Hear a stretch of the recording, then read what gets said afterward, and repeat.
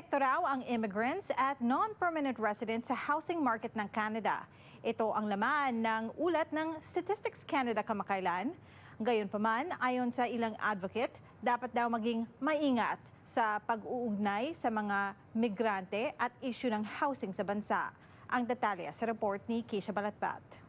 Sa bagong ulat ng Statistics Canada kamakailan, nakita na may epekto sa housing market ng Canada ang mga immigrant at non-permanent residents. Anila, mas marami raw ang immigrant na tumitira sa mga housing units kesa sa mga ipinanganak sa bansa. Ang mga non-permanent resident karaniwang nangungupahan sa halip na bumili ng bahay. Isa sa kanila, si Rica Campanya na dumating sa Canada noong 2022 at nakatira sa isang 3-bedroom apartment kasama ang kanyang pamilya sa Ontario.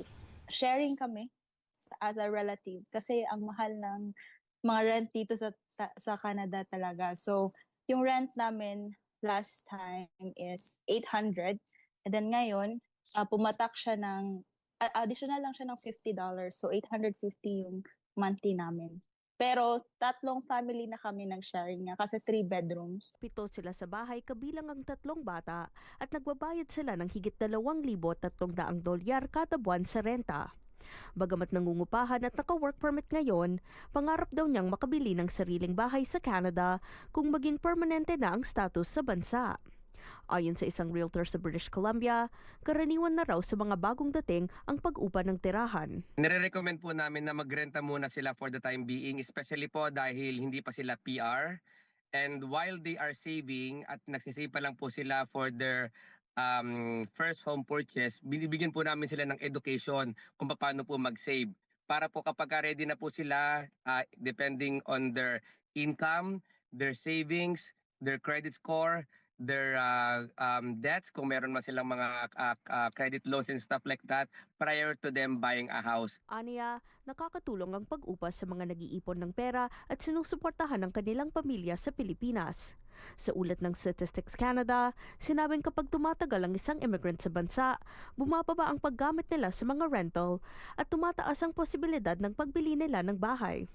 Layon daw ng ulat, ipakita ang pangangailangan ng affordable housing at targeted urban planning upang matugunan ang pangangailangan ng mga newcomer. Isang bagay na mahalagang pag-isipan ayon sa isang immigration paralegal. We're not, again, thinking of long-term. Everything is a very short-term decision. Are we saying that we're having a housing crisis? No, we're having a affordable housing crisis because there are units available. There are ghost condos right now at Vancouver and Toronto. Immigrants who newly arriving here with minimum wage will not be able to afford even renting these condos. So we have to ask the right question. Para kanino ba talaga itong mga to? Paalala rin ni Bertiz, huwag baliwalian ang malaking ambag ng mga migrante sa bansa, lalo na pagdating sa trabaho. Aniya, dapat din daw hindi masisi ang mga immigrant pagdating sa sitwasyon ng pabahay sa Canada. I want to push deeper and actually think kung yung gobyerno inapprove nila tong mga temporary resident as international students or temporary foreign workers and like recently approved PR as well. So I would say na okay, maraming mga immigrant ngayon dito, pero yung gobyerno nag-okay na pumunta sila dito. Hindi nila in-anticipate na etong mga tao, kailangan nila ng lugar kung saan sila matutulog. Tinutugunan na raw ng gobyerno ang issue ng housing sa bansa sa pamamagitan ng pagtatayo ng dagdag na pabahay, pagpabilis ng proseso sa pagtatayo at pagtanggal ng buwis para sa mga first-time home buyer. Keisha Balatbat, Omni News, Toronto.